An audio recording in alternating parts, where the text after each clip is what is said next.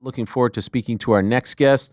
He is the man who was victorious in the main event of UFC Mexico City just about 2 weeks ago. Finally got that win in Mexico City, which I know was huge for him. He was emotional afterwards.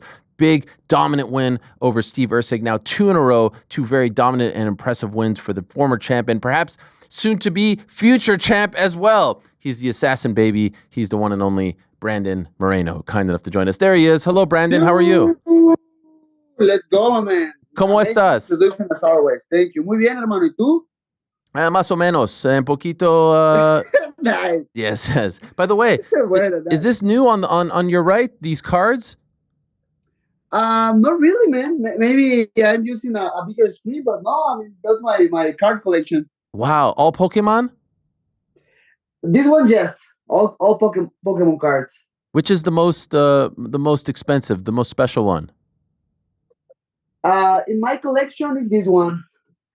Charizard? No, it's this one. What is that? What is it called? Umbreon. Umbreon. Approximately how much, you say? Like 2,000.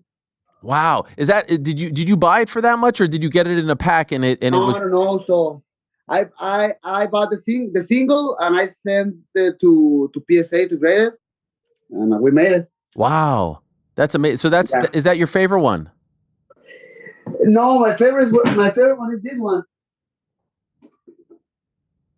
It's not that crazy expensive, but I love it. This is very cool as well. And what is that one called?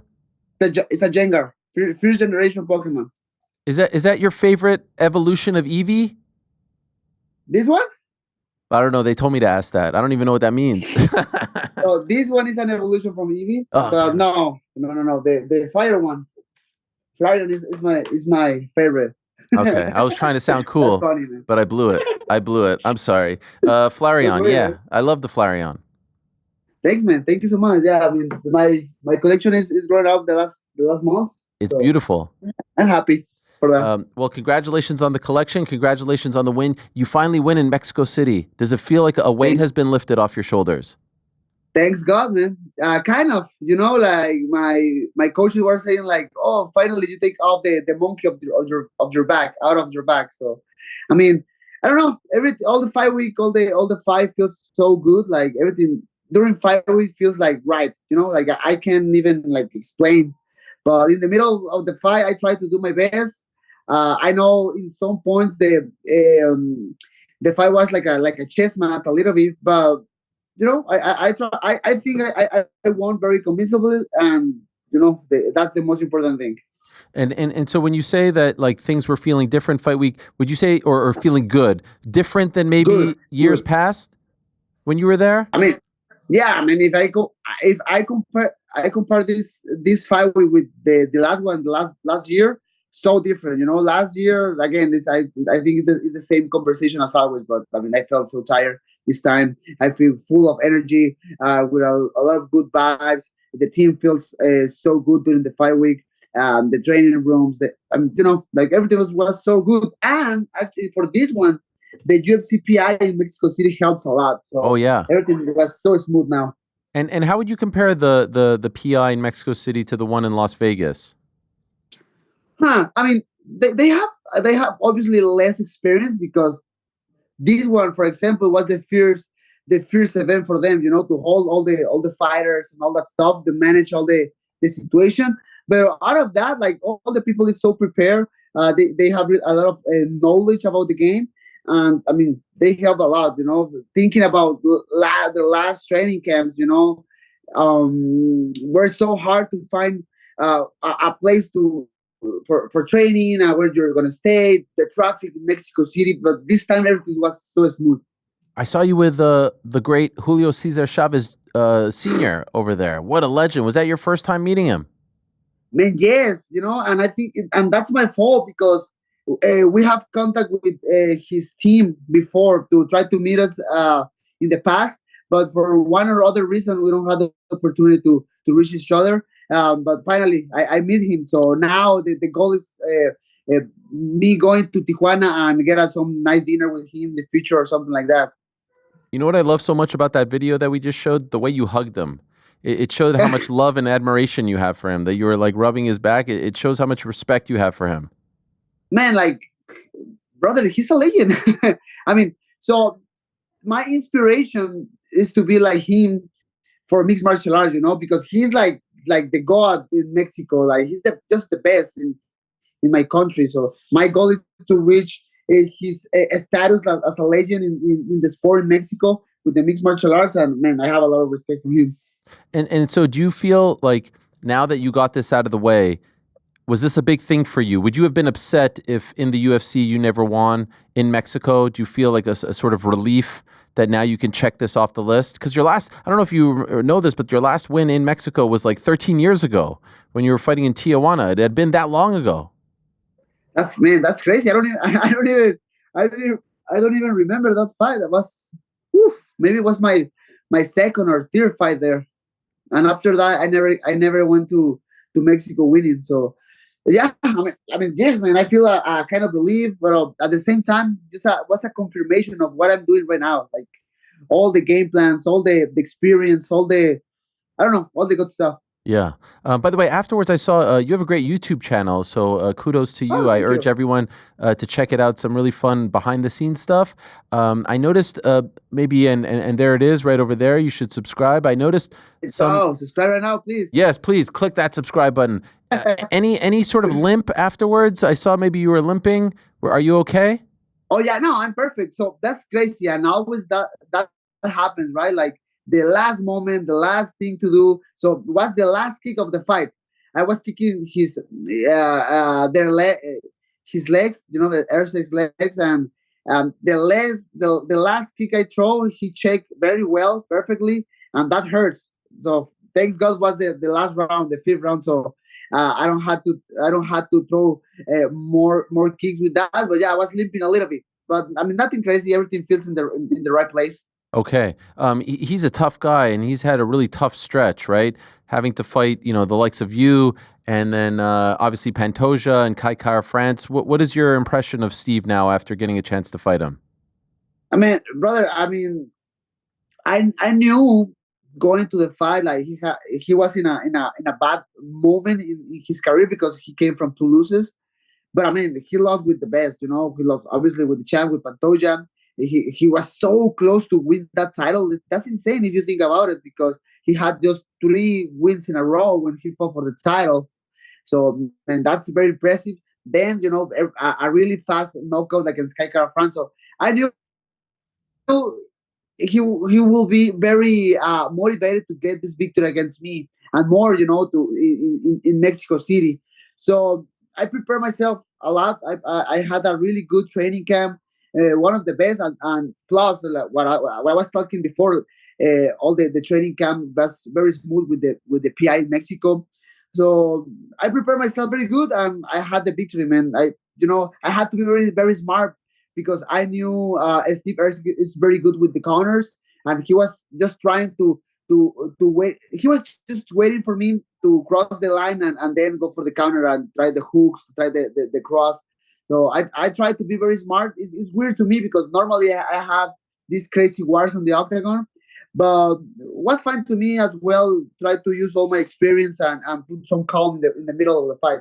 You didn't want to engage in a war. You thought that would be a mistake for you if you got into like a firefight with him. Yes, actually, I mean, I remember the first round.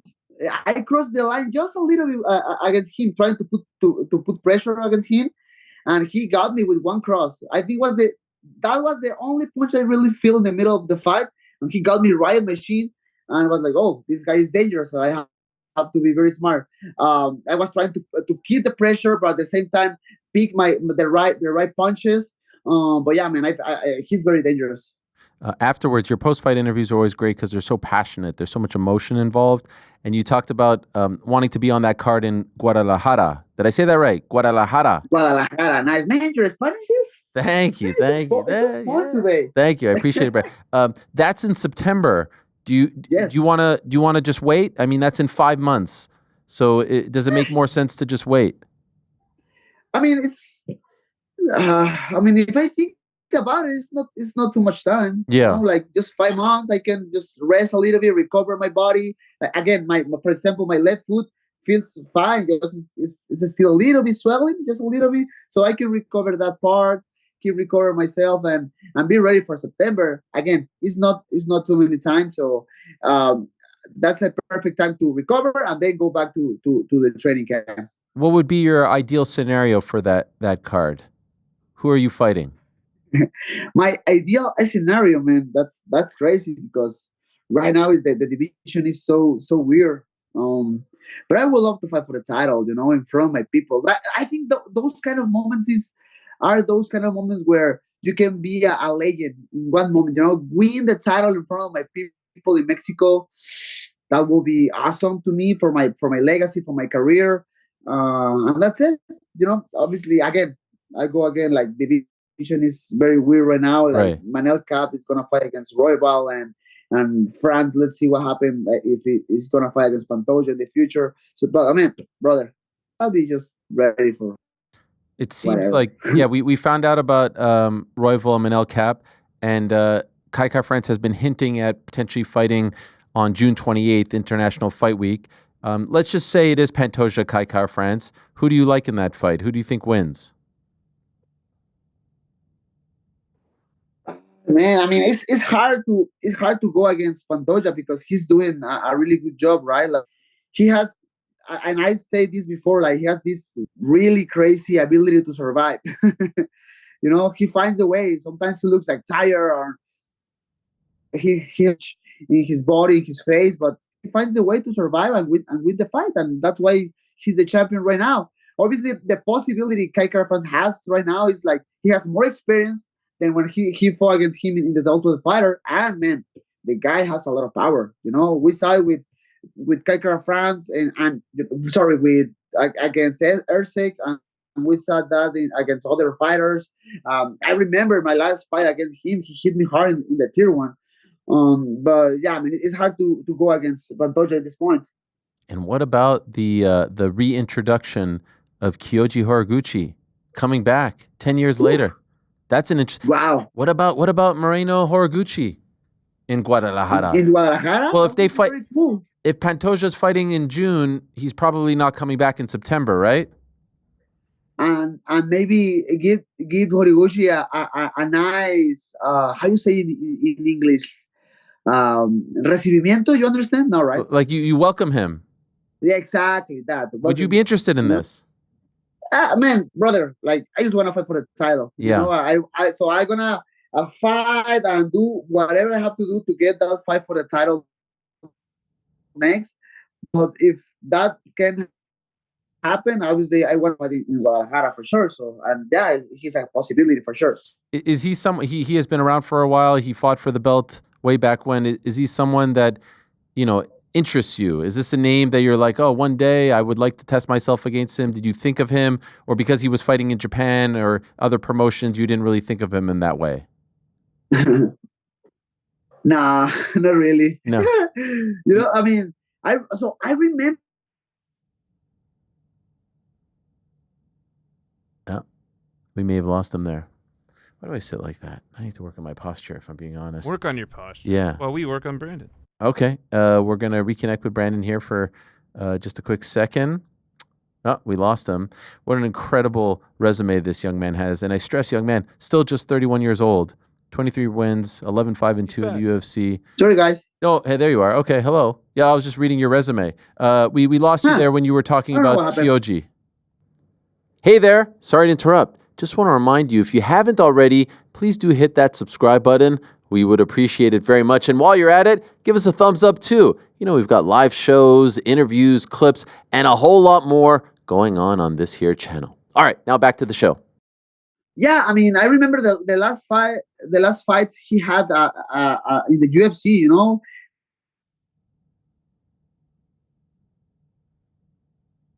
What have you done, Frank? Back to the resume. You blow hat. What movie is that from? Billy Madison. I almost put the GIF in the thing earlier. Why? Why the GIF? Because you blew it when you were trying to ask about the Pokemon cards. Oh, yeah. Oh, I thought you meant when you were trying to get me to move Gunther's microphone and you were telling me to do this via Slack. I was trying. I tried all the options. Why did you just walk in? You know why? No, I don't know why. I mean, someone else could have walked in on your behalf. We considered all the options. Wow. Was it bad? Yeah, no, it was good. It was fine. Oh, jeez. Oh, there you are. Hey, Brandon. Sorry, guys. I don't know what's happening. I don't know if it's my internet or god damn it. Is it choppy for you? Yeah, I don't know if it's my internet or. Huh? Is it choppy? Can you not hear me? Damn.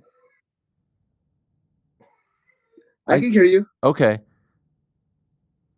You were answering my question about Horaguchi. Yes, I remember the last fights he had at the UFC, but after that, when he went to Japan, I don't saw other fights of in Rising, for example. So, but I mean, I know he has now more experience. You know, he fought for the title against Demetrius, and that's it, man. I mean, I know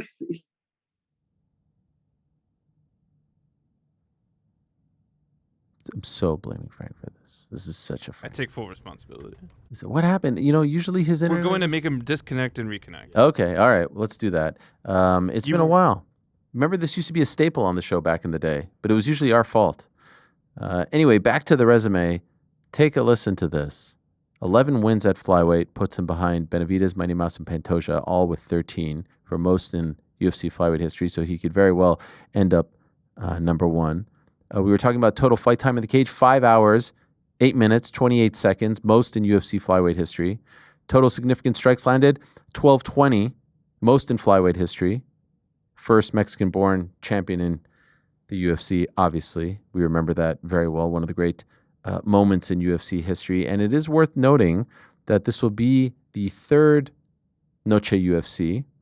It's the first that will take place in Mexico. The first one, of course, was in Vegas, T-Mobile. Second one, Sphere, Vegas. And never before has a Mexican won in the main event. Grasso didn't win. First time around. Didn't win in the co-main event. Second time around. And, of course, neither Merab nor Sean O'Malley, although Sean O'Malley had some ties, didn't win. And so hopefully, and I'm sure he would agree, would like to buck that trend. Let's go back to Brandon. Oh yeah, hello Brandon. You look good. I don't know what's happening, but we're here. We are back. We're back. All right. So you're not someone who watches other organizations or other fights. Maybe not even a lot of UFC, right? I mean, I watch a lot of UFC, but I don't watch another organizations, to be honest. But I mean, I know Horaguchi are really.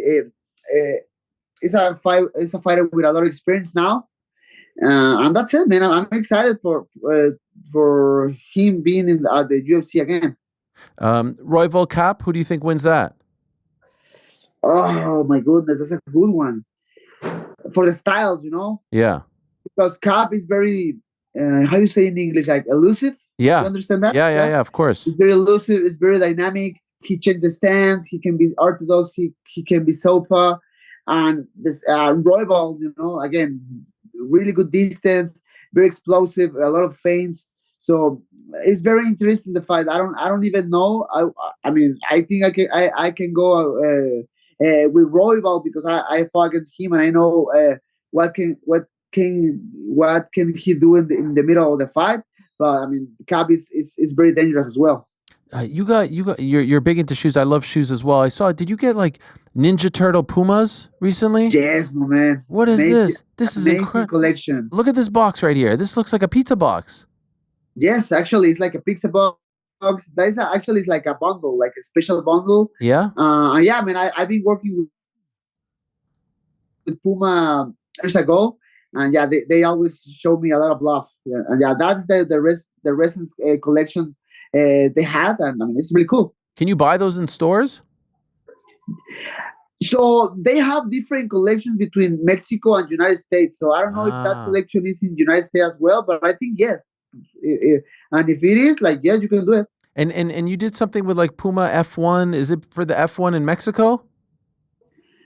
Yeah, I mean, I was just promoting that line of the brand, you know, of Puma with F1, because like that was last last year was Okay. very strong with Checo Perez. Ah, yeah. So yeah, I was doing some promos, some photo shoots. Did you tape any episodes of The Ultimate Fighter with Team DC? Oh, I already started. I appear in one episode. I What don't remember. were you a which coach? one. I like assistant coach, something like that. He brought you in. Daniel Cormier brought you in. Yes. Wow. Did you I don't enjoy know. it? I'm actually there is the picture. Yeah, I mean it's very cool. That brings me a lot of memories. I came from that, so watching all the other fighters like very young trying to get the opportunity as me a few years ago, bring me a lot of memories. Man, the Ultimate Fighter is a huge experience as an athlete, because that builds some character and some personality. So it's a good opportunity for all these guys. Like full circle for you, as they say. Yes, exactly. I mean, you never know. I mean, I would love to be a coach of the Ultimate Fighter in the future. That will be like the full circle now. Yes. Who would you want to coach against? Against? Yeah. Man, I don't know. I mean, maybe for the title. Pantoja. Yeah, let's go. Pantoja, right? That will be very cool. I don't even think about it. Okay, we put that into the ether. Can I ask about I saw that you were sleeping in the hyperbaric chamber, the tent, and all that stuff. Yes. Joe Pyfer got sick over there in Mexico. Lupi got sick. You know about it? Did you get any problems? Did you get sick before your fight? Brother, no. Tell me. No, I mean, I don't have nothing to say. Like, my stomach is very strong. I'm Mexican, man. You have a Mexican stomach. Exactly.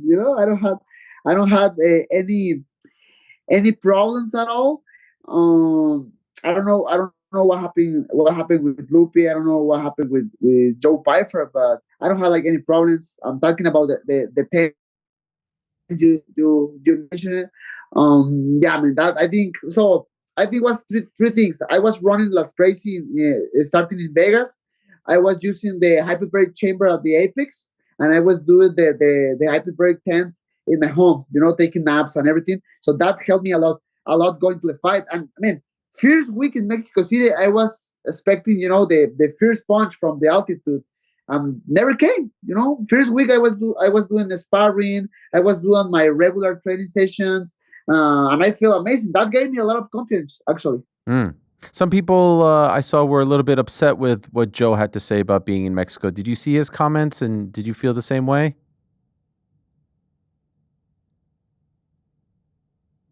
That's a great job. Oh, I saw his comment. The only thing I can say is like, it's fine. We don't need him as well, so it's mutual. Okay, fair enough. We'll leave it at that. Brandon, great performance. Well done. 2 great performances in a row now. You're on a roll, and it's great to see. Thank you so much, brother. And I hope you get to fight on that Noche UFC card in September, hopefully for the belt as well. So let's see what happens. Let's see how it plays out.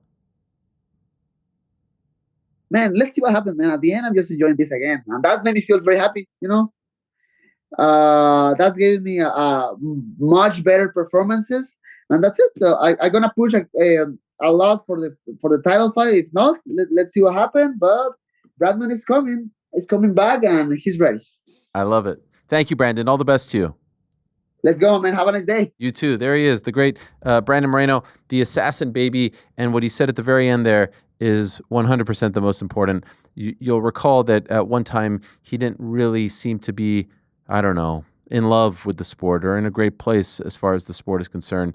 He appears to be in a great place, and I do believe a lot of credit should go to Saif Saud, who's done a fantastic job with him since he moved over to his team, Fortis MMA in Dallas. And I do believe that Brandon's win 2 weeks ago was Saif's 101st win in the UFC as far as cornering, coaching UFC fighters.